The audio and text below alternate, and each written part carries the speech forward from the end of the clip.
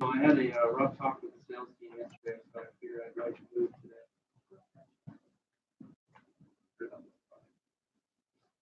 10% home at 3:30 yesterday. Yeah, sometimes you just need a breath of fresh air. Oh.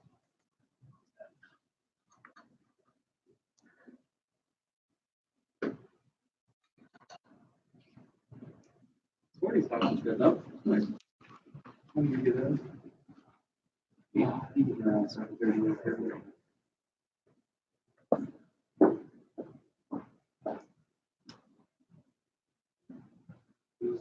You running the show today? I'm just introing. Nice. I run the show. Randy? Nice. Running Melody. Cool. Is the rest of the staff coming or no?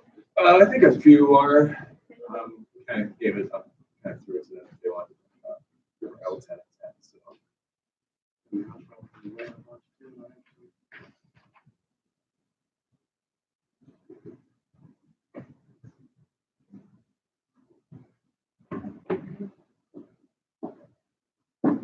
Everything okay? Everything okay? Yeah.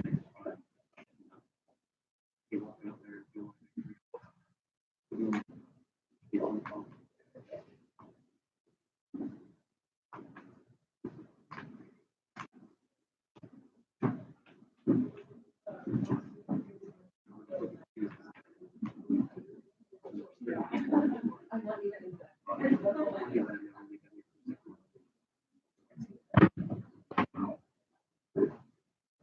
Hi, everybody.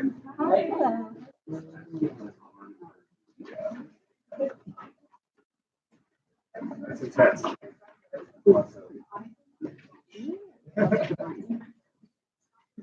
Yep, test. Another 10. Pins for all. No. Fill in the blank. The worst kind of test. The word bank.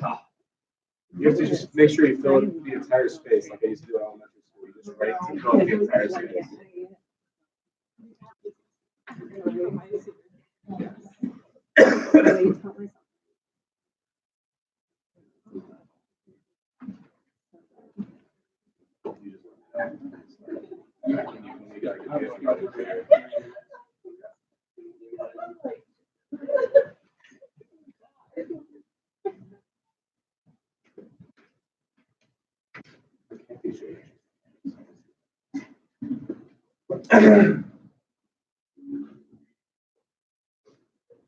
Let's give it a couple more minutes before we start.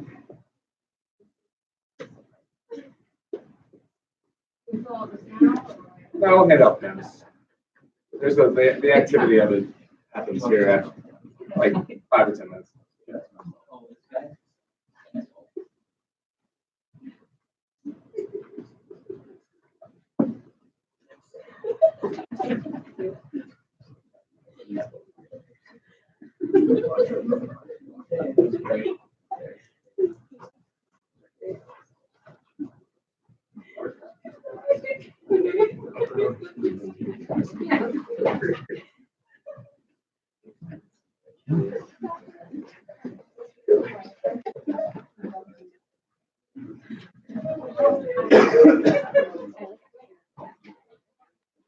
Man, I got you right up here, man. Front row.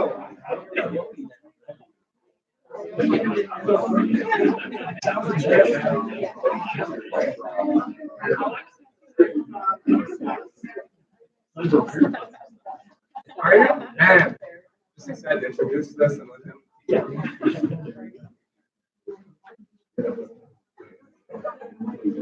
Okay. Hey, everybody. We're all busy, so we're going to get started.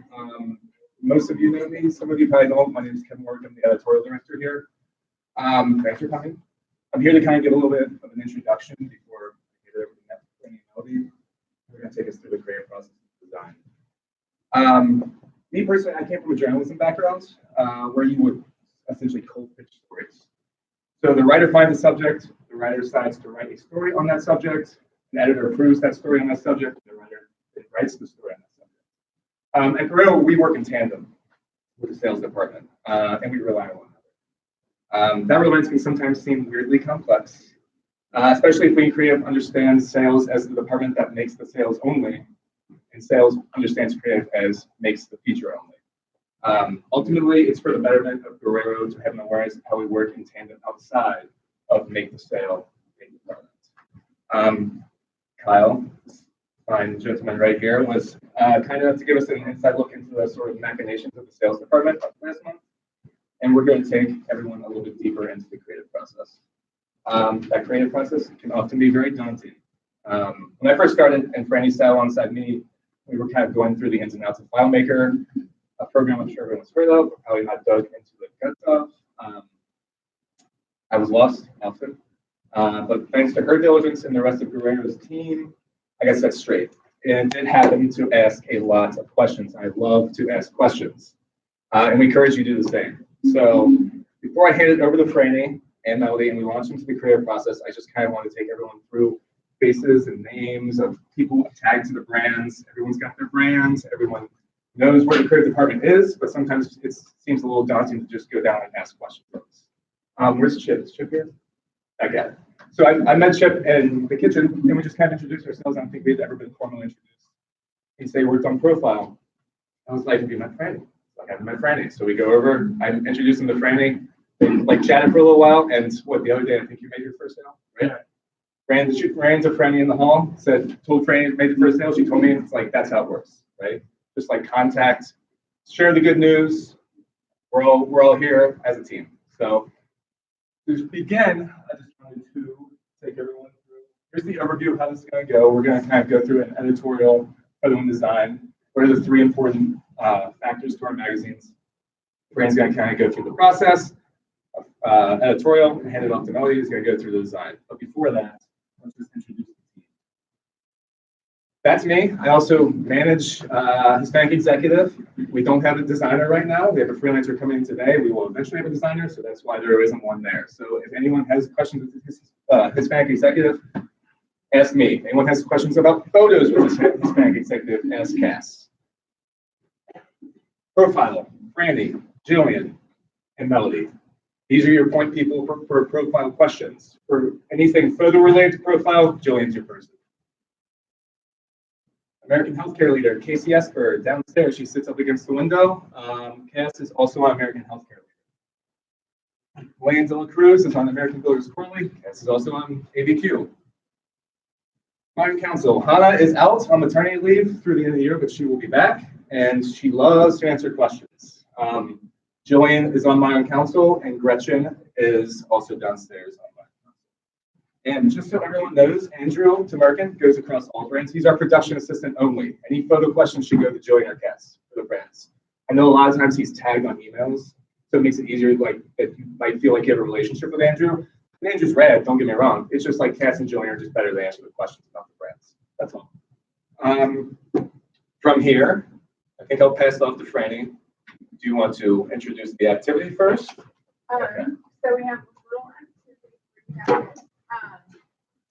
So we narrowed our production process down to about 14 steps, and we scrambled them and guess what order you think that they're all in, just based on what you know about the department right now. The only semi-confusing one are the two startup ones, A and B, so you just have to figure out what number in the steps that actually know whether it's 1 and 14.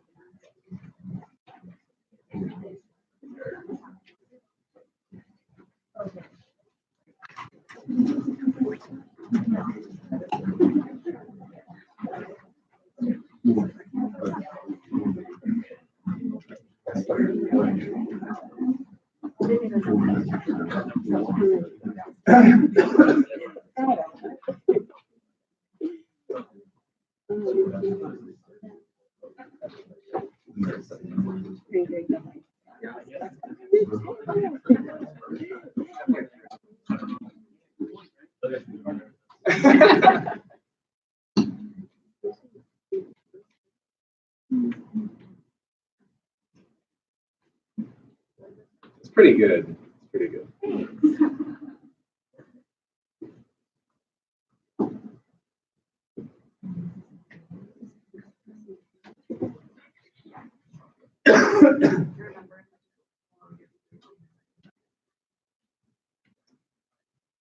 Yeah.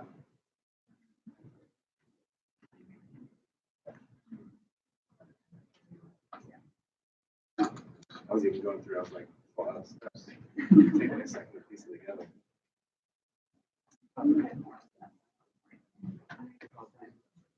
Yeah. Yeah. Alright,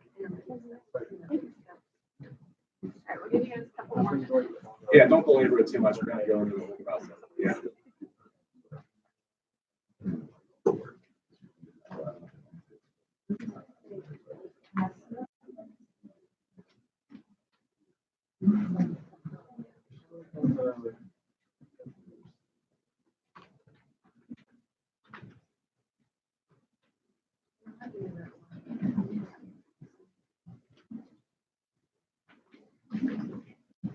I mean, what do you want to work? Okay. Here, switch.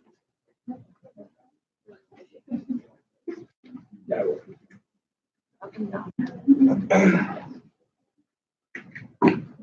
Okay.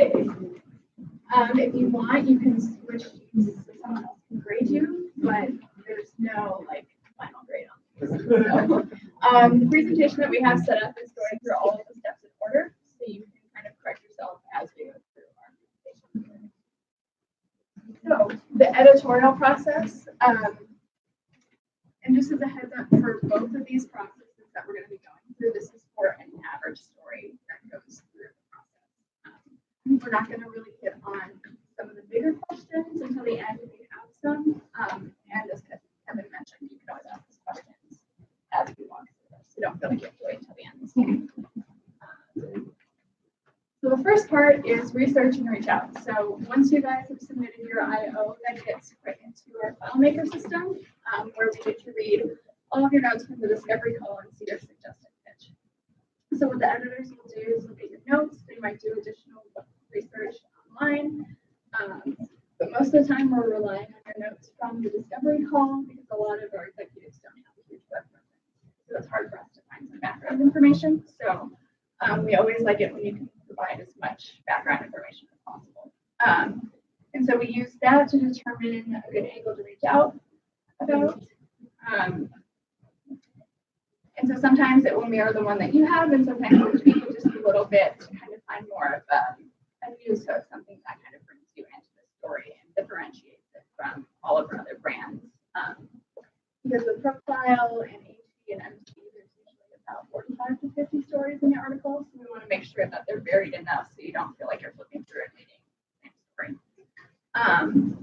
And then at this point, we'll reach out with the angle. We created a one page of that Melody helped design, and our other editors, Melina, and our staff writers there are worked on. So it details the process on the executive's end. So if they have any questions, they can always refer back to it, because it is a pretty lengthy process and there's always more than one person reaching out. So the less confusing we can make for them, we do. Also included on this reach out email is Andrew, who Kevin mentioned. And his job is just to gather the photos if the executive chooses to submit. There's about 3 options that they have. They can submit photos, they can purchase a photo shoot, or they can opt not to submit photos, and then our designers will work to create a visually appealing feature within the magazine. And so with photo submissions, Andrew will work with them. He provides them with a PDF about guidelines to submit their photos. There's usually a photo size so it looks good on web and in print, because if it's too small and we try and load up, it'll look pixelated and muddled and it just won't make the executive look good. And so often, because Andrew is working across all the brands, he's usually working with like 200 some clients at any one point. So it's a big job, and he usually is working with Jillian and Cass to answer any specific questions. Some of you also pitch photo shoots when you're reaching out to the list to the executives, and there's another option for them to purchase a photo shoot later when Andrew is reaching out about photo submissions. at that point, he'll bring you back into the conversation so you can help sell the photo shoot. And then at that point, it gets added to a separate list that Cass and Jillian kind of divvy up based on their schedules, the executive schedules, location. Most of the shoots are going to be shot by Cass or Jillian, but if there are other complications, they'll usually hire a freelancer that we've worked with before to ensure that they get the quality photos that they can afford. If you have any questions, if you're trying to sell a shoot or pitching a different photo idea, please talk to Jillian or Cass. They can help you kind of figure out a way to describe it to the executive as well if you're having any issues. And then the next step, while the photo stuff is going on, the executive is approving the angle with the editor. And then once they approve the angle, sometimes there's some back and forth or a phone call just to kind of clarify things. That's when we assign it to one of our writers. So we have 2 staff writers in-house. We've got Billy Yost and Sarah Dieter, and they write the bulk of the features that we have. And we also work with a small pool of freelancers to kind of help lighten their load so they're not overwhelmed and we can get the features up in a timely fashion for the executive. So we'll put the writer in, they'll work with the executive to schedule the phone interview. Sometimes if an executive is in Chicago, sometimes if we have time in our schedules, we offer to go to the executive's office and interview them there. I've done that a couple of times, and it's always really nice to talk to the person, because on the phone you kind of miss that connection sometimes. And we also give them an option to do email interviews depending on their schedule. Or sometimes they're just really particular about what they want to say. So then that gives them the opportunity to answer over email and, take the time to get their answers. So once the interview is done, it goes through first edits. The writers will submit it to the editors. And then we'll kind of give it a brief picture edit. So we're making sure the angles, the coverage angle, the story flows nicely. There aren't any big pieces missing. And then we get it ready and the editor sends to the executive for fact check approval. So this is something we offer all of our executives. They get a chance to read through the draft, make sure all of their quotes are correct, make sure their title is correct, all of that. And we always ask them to do it in track changes, but they don't always do it. So that's always fun when you get the draft back. But a lot of times we usually ask for about 5 days. And if there's PR involved too, we usually keep that in mind when giving them a deadline, because sometimes it takes them a couple weeks to approve it, and other times it'll take a day. It kind of varies on who you're working with. But usually at that point, it's back to just the editor and the executive making sure that the draft is good to go, they're comfortable with the language. If they don't like the draft for any reason, they'll work with the editor to do a rewrite or a second interview, but that's a very rare occurrence. So then what we have instituted as editors is we have one of the other editors copy edit. So once the draft has been approved and the overall main story is good to go, that's when we go in and kind of check for any grammar mistakes, make sure everything adheres to our in-house style. One of the ones that we run up against with executives, they want to capitalize the title at all times. That is not our style unless it's directly in front of their name. So if it's like Chief Financial Officer Kyle Angelika, it's going to be capitalized in front of him. But if it's behind his name, like Kyle, comma, Chief Financial Officer, for example, there are a lot of rules, and the style guide is very large, especially since we go from the Chicago style, which is about this thick. But our goal is not to memorize, we just have to know where to look for the rules. So, and having that second person edit is always nice because you can step away from the story and not see it for a while and have fresh eyes to take a look at it. So once it's been copy edited, that's when we can get it ready for web. And that's usually when the photos have been submitted or the photo shoot features are ready to go up. The editor will upload the text to the web and make sure all the SEO is correct. So that means we're adding all the links. We're making sure there's a keyword on each page, and that's usually just the executive's first and last name. And once our little SEO widget is filled out, then that means it's going to appear higher. So we're just making sure that the Google spider that does all the web searches will find it, move it up higher. Most of the time with our articles, when you search for the executive's name, it's usually one of our articles in the top 3 spots, and then they're LinkedIn. So that's kind of where where we want our stories to sit. And then once we have the photos added and everything, Melody or one of the other designers will give it kind of one final look through, make sure the photo's in the right spot, we're using the right kind of heading style, things are folded, which should be folded, and then we schedule it. So on average, from start to publish to web, we're aiming for 45 days. And of course, we don't always hit that because executives might take longer to get the interview scheduled or do the fact check. But on average, we're around the 45 days from start to finish. And then the Monday it goes up, the executives create the Bitly link, and then we send it out to the executives to let them know their story is live. And then all the editors also copy you on that email to the executives so you know when to share the story on your LinkedIn or to reach out to the executive and answer any questions that they might have. So that is the main part of the editor's role, and then the second half is going to be more focused on design. Design collaborates with photo and editorial through the second half. How's everyone doing so far on their list? I got 3. Pretty good. Yeah, so hello everyone, I'm Melody. I'm the designer on Profile. If you don't know me, now you do. But just to kind of start off, the design for the magazines is kind of the last process after you all do your thing and editorial all does their thing, right? So the designers work very, very closely with the editors at all times, right? We have weekly meetings to make sure the magazine goes on time, but there's also a lot of steps that we also have to kind of go through and make sure that we're hitting our own internal deadlines to get the magazine out on time. So, yeah. So contrary to like popular belief, designers follow deadlines, right?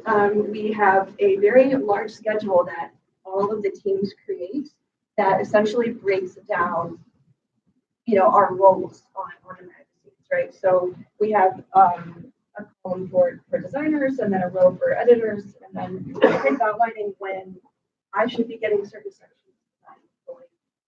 for editing, when editors should be done with their edits for the sections, when photographers should be proofing their work and have all of their images edited, things like that. And also, contrary to popular belief, we also work with a lot of spreadsheets. So again, the editors compile a breakdown for every quarter, which includes things like executive name, like the company name, the article's progress, so where it's at, whether it's a fact check or if it's still being written, things like that. An ad breakdown, just to kind of have an eagle eye as to what kind of ads are going to go into it. Any photo notes, so if Jillian says to me, let's not use this photo because it's kind of small and crappy, right? Or use this one huge, right? And then design notes. I have a design stage on mine so that everyone on my brand knows exactly where I'm at as well. So after you all do your thing, Cheyenne sends us another spreadsheet of a breakdown of the advertisements that need to go in their sections. So they essentially just break down, the name of the advertisement, what article should go in and any special notes. So if you sell it in any certain way, for example, if you're selling to Wells Fargo and then Chase Bank, and they have a separation agreement of 3 or 4 pages, I have to respect that, and that's going to be in this breakdown. So, as I said before, it's kind of the, smushing of everything together and the compiling of everything at the end. So, the majority of my role is to visually problem solve the words and the photos and make sure that it's being presented to the make sure that it's being presented in a professional way while also being fresh and, at the top of its design game. So I had a talk with someone here recently of what's the difference between art and graphic design, and of which being that not all art is design and not all design is art, right? So while designers typically do have a fine art background, like I've been painting and drawing for almost my entire life, design is essentially the digital version of that. And really, you know, all of the choices that we make in order to make it visually appealing, at the forefront of our minds is to make the executive look good and to make your angle that you sold look good, right? So I'm going into something more fun.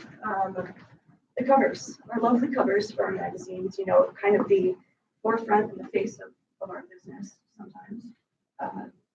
Essentially, after we have our cover star chosen, we then see what angle that they are given from the editors, and then we ideate after that. So we work with our photographers and our editors on this as well. It's not just me, you know, doing whatever the heck I want, right? It's making sure that not only it reflects the vision of our special sections, not only the vision of our brand in general, but as well as keeping the executive's best interest in heart and really making something that they can say, I was on the cover of a magazine, guys, like go look at profile.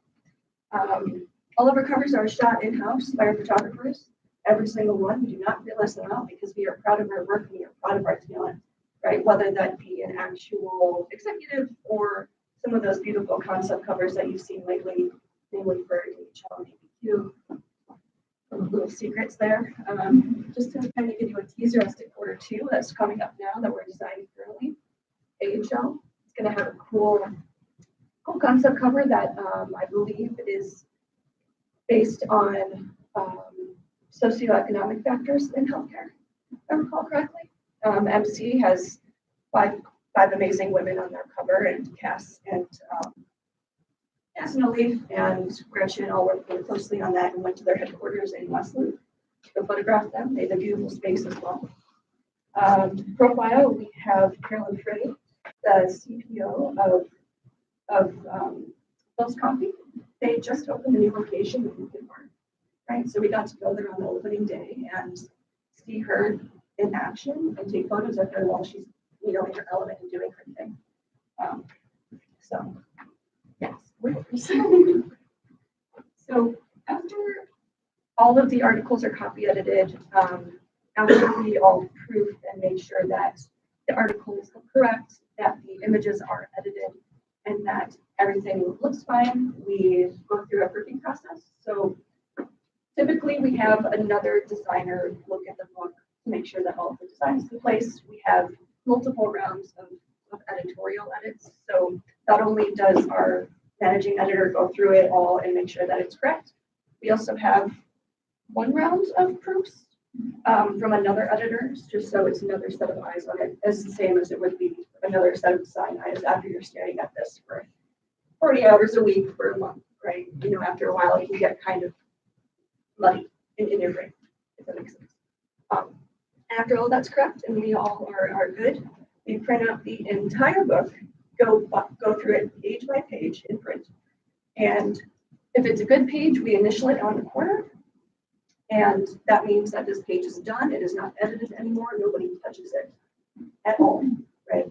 However, if there are things that need to be changed, like if the photo, it needs to be edited in a certain way, or, you know, maybe the headline isn't quite right, or maybe there's a widow or orphan, which is on your design book calculations, or if there's any, you know, spelling errors, if those happen, we gotta make sure that we catch those before we send them.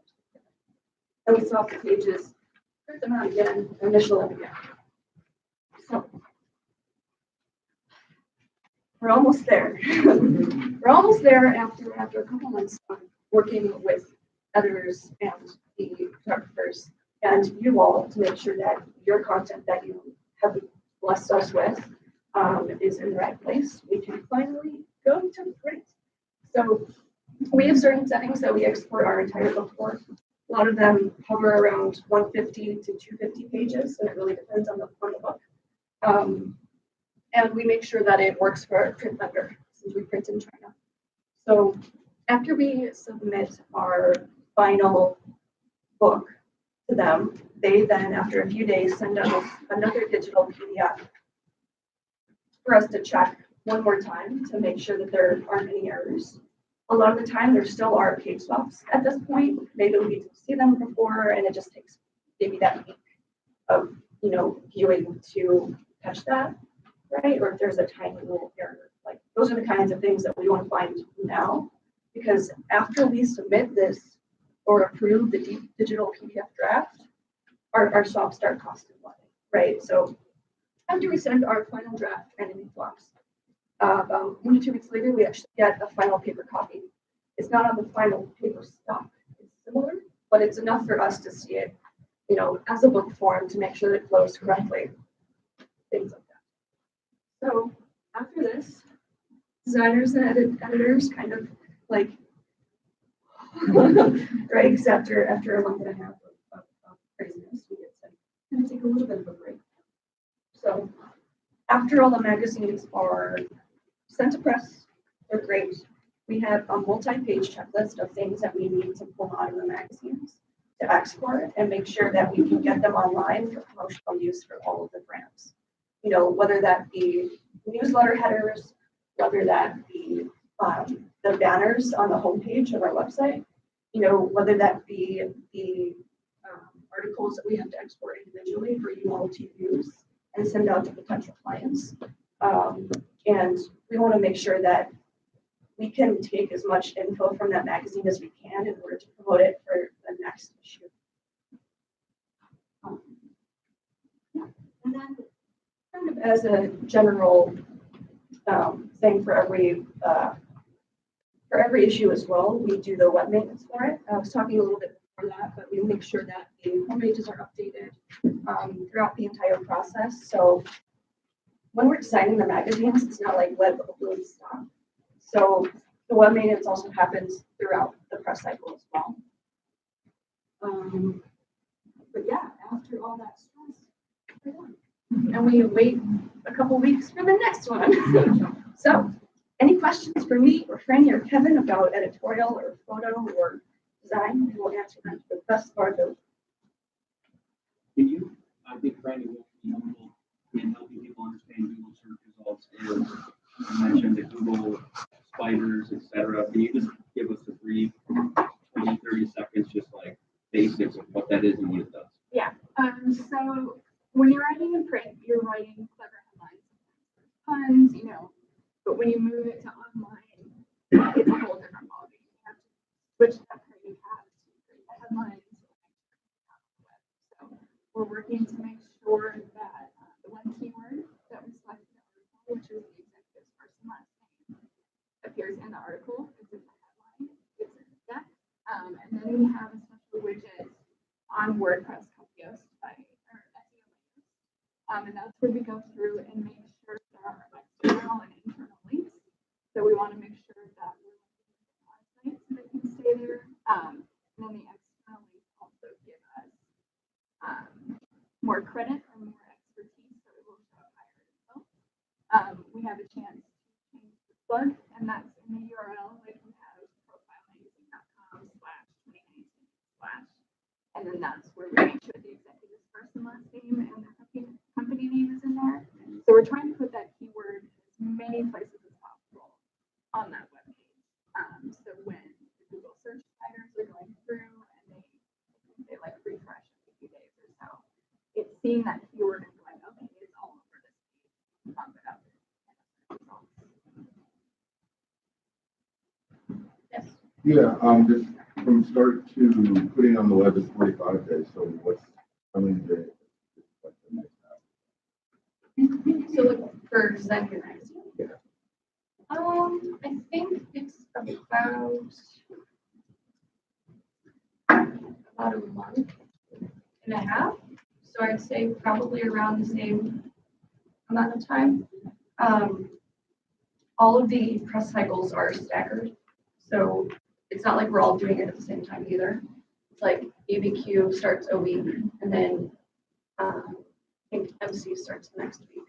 And then AHL starts the next week, things like that. So it's still going to take about 45 days on top of the.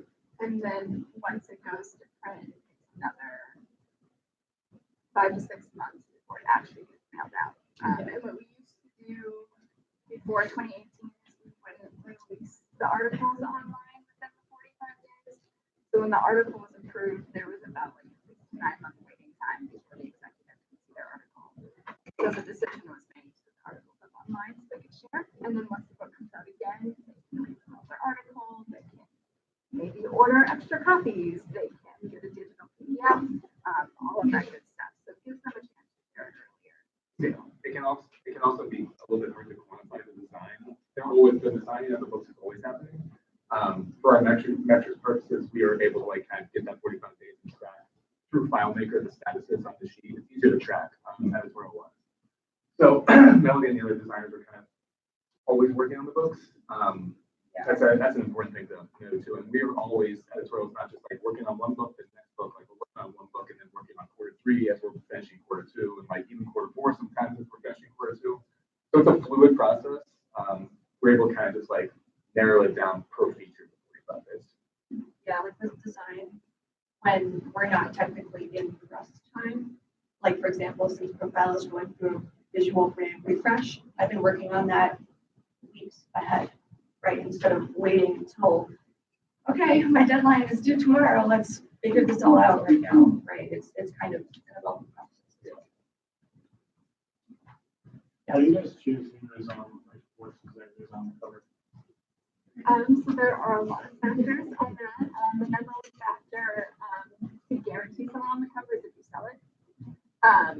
The other way that we look at it, sometimes the first thing that we look at is how much the feature sold for. So that kind of narrows it down to like 3 to 5 features to choose from, and then from there it's really editorial working with photo and design to figure out this is actually the best story to put on the cover because of X, even though maybe it's sold a little bit less than this other one.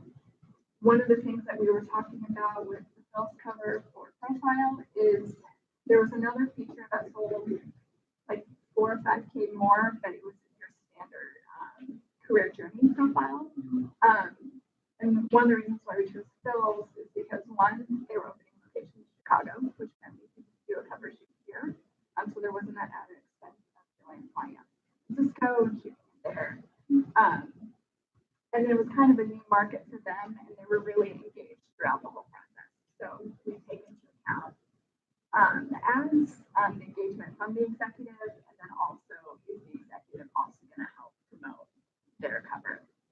So it's a lot of different things, and we also talk with the cams too. Like if we think a cover is really someone that would be really good on the cover, sometimes we'll come back to you guys and kind of ask what you think, or we'll talk to like the lead cam or the DD person to see if there is something in addition to that relationship that they want to build on too. Money definitely plays a part. Obviously, if you buy the cover, it's higher level A clients, but ultimately it's about story reach the best. Who's going to shoot the best?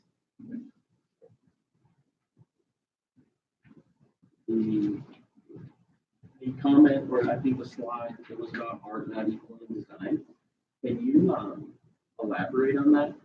Yeah, sure. So a lot of when I talk to someone who isn't necessarily a designer or an artist, they'll kind of view it in the same boat, right? However, when it comes to fine art, we may have a message, but it might be more abstract, right? So think of a painting versus an article where you're taking into account their photos, their angle, everything, and making sure that you're designing it in a way so that not only does it look good to a stranger, it looks good to them. So there's a lot of psychology and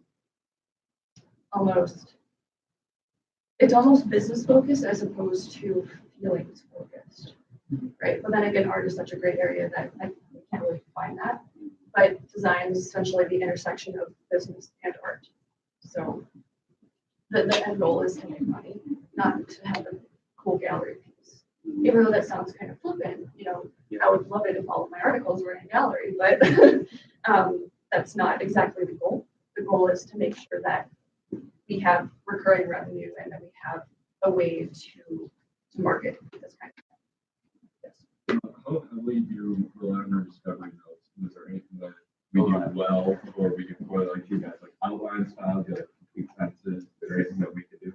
No, I appreciate the question. This was a thing that I talked to Ben quite a bit.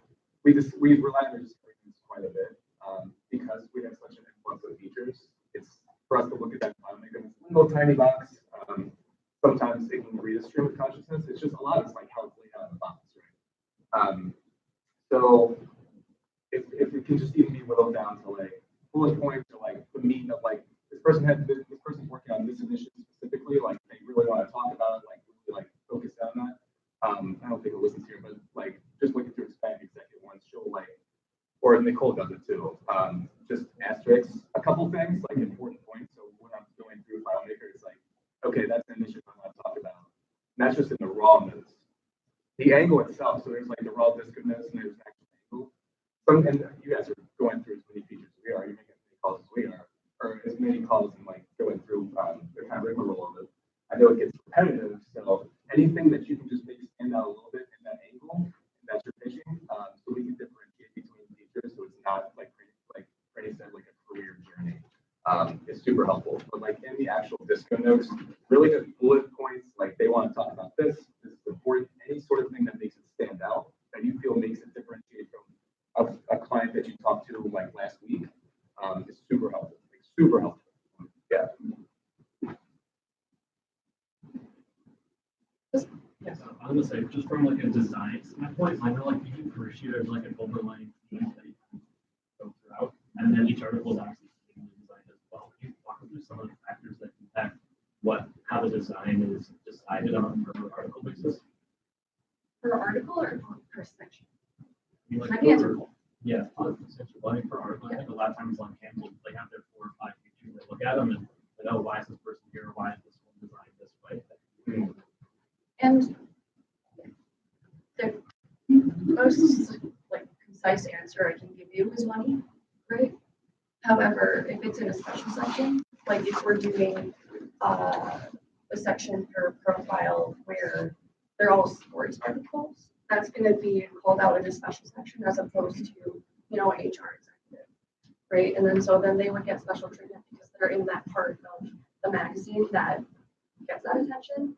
But when it comes to general sections, like any of the ones that aren't special sections, if they have good photos that they submit, or if we sell a photo shoot, we want those to look bigger and look nicer.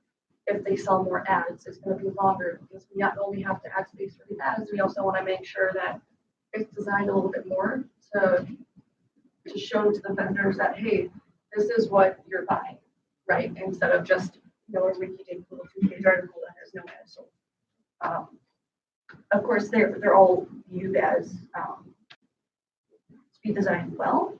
They're just not all taken as much time because of prioritization, right? So, and all of the magazines have their own brand guidelines that we have to follow. So, along the standard sections, we have generally a set of like headline styles we can use, you know, sidebar styles we can use, and we kind of work around that. But sometimes, you know, if this executive has a 2,000-word story and they have 2 full-page ads and 3 1/3 page ads, you know, we're going to spend a little bit of extra time. And it's definitely a collaboration with editorial. Yes. Usually the editor is working with the side, you know, once in a special feature. For example, with profile, we have a special feature section just because the book is so large. The one feature section is usually what the cancer is telling us to. And then the second one, maybe there's a theme throughout some of the other articles.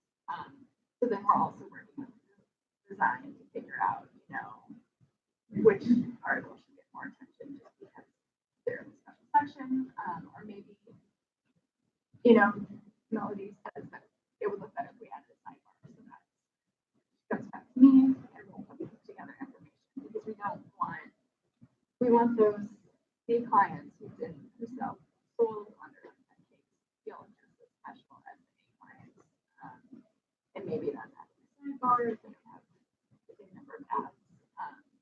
But there's usually a collaboration. Yeah, editorial typically does the decisions as far as special section goes. Well, we always talk about it, but when it comes to actually going in and analyzing, that's more on the editorial side to make sure that it makes sense story-wise. So you essentially get all the text, get all the ads, and then you have a certain number of pages to make it look good, and you just insert them. Yes. and then I decide what those pages are. It's called pagination. It's in your handy dandy vocabulary sheets. Yeah, essentially, I go through the original breakdown. So, okay, this article is 800 words. They have images, and then they have 2/3 ads. That might be 4 pages, right? And I just kind of guess. But then after all of the photos are in, after the article is copy edited, that's when things can kind of shift around too. So the page count is always kind of shifting. It usually hovers between 10 and 15 pages, but that depends on it. So. That, sorry, that breakdown that she's, the big spreadsheet that she's brought up, it's a really, I know, it's a pretty daunting, but this is everything. It's like all the features, like all the word counts, the sidebars, everything. And that is what it's working with.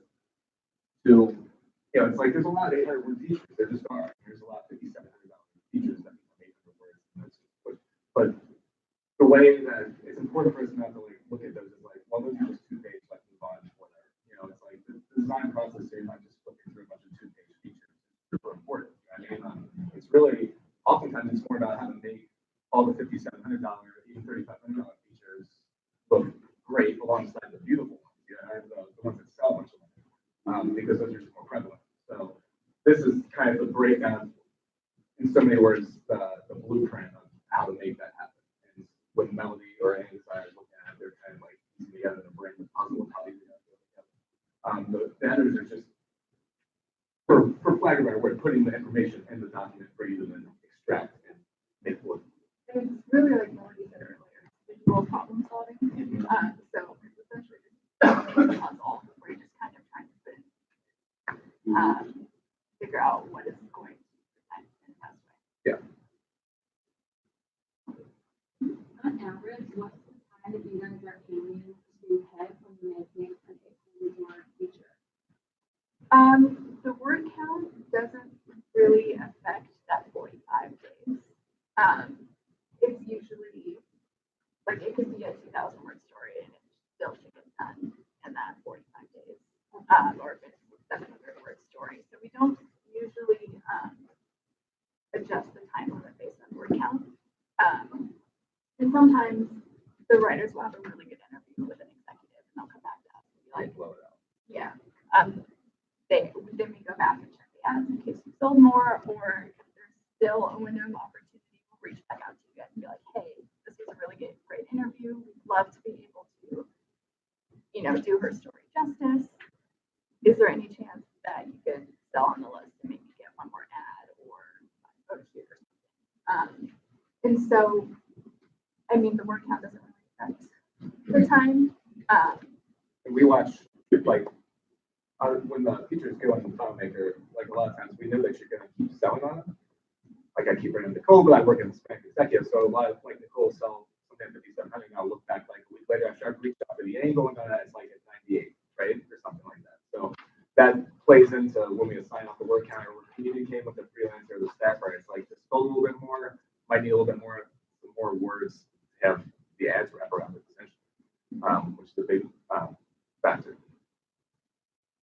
This is kind of a side note, as to any questions when it comes to photography. I know we don't have a photo ambassador for today, but if you are ever selling photo shoots and you need help pitching that, talk to photographers. They are so knowledgeable when it comes to that. They know how to talk about it. They know how to like make sure that they understand the value of a photo shoot, right? So Cass and Jillian, they might not be in the office, but send them a Slack, send them an email. Like they are absolutely here to help you. Like don't be afraid to talk to them. Like if they're out on shoots, they'll get back to you eventually. Andrew might not be the best point of contact. You're gonna always want to talk to Jillian. I would even say you want to talk to the editor of the magazine before you talk to them. The communication process is complicated because we have so many people stacking up email chains. We get it. If you guys are tagged on a lot of them, or CC'd on a lot of them, and Andrew's really just a production system to help to lighten the load for, Cass and Jillian's workload. So a lot of the more complicated photo shoot answers, he's just not going to be able to answer. Our questions, he's not going to be able to answer. So we as editors are more willing, and well, not more willing, but a little bit more knowledgeable at answering. But you should always reach out to Jillian and Cass. They shoot across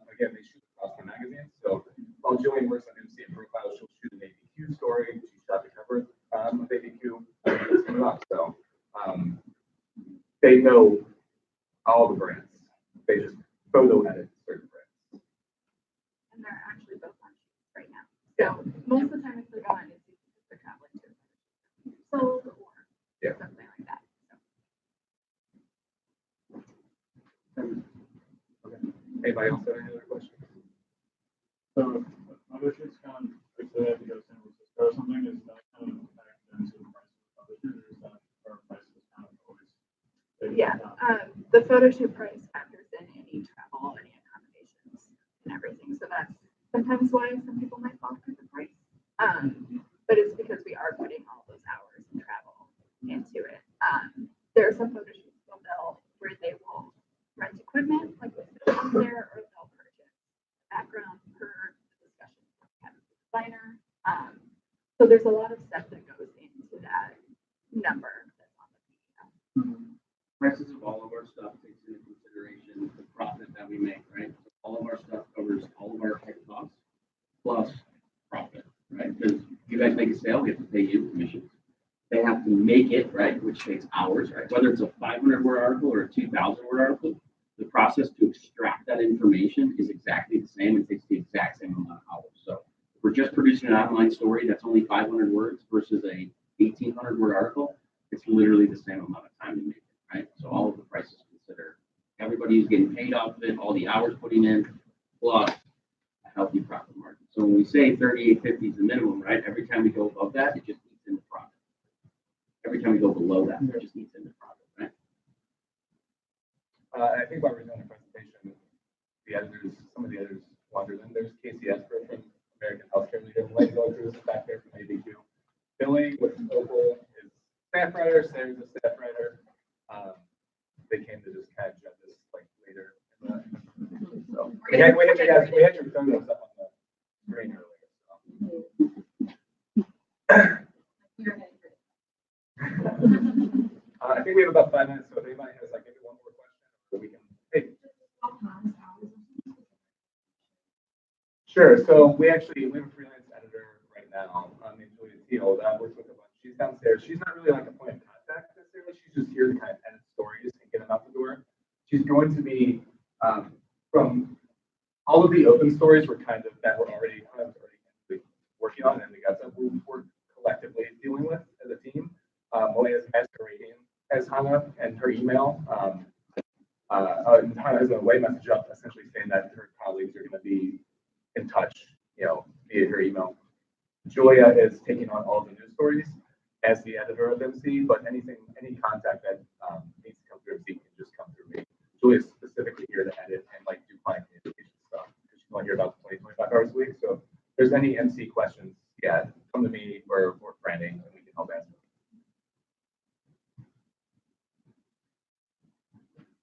Cool. Thanks, guys. Appreciate it.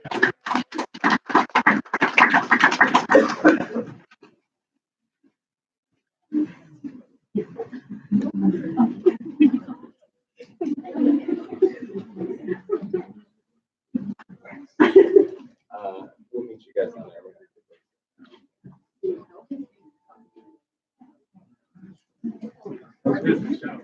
Thanks.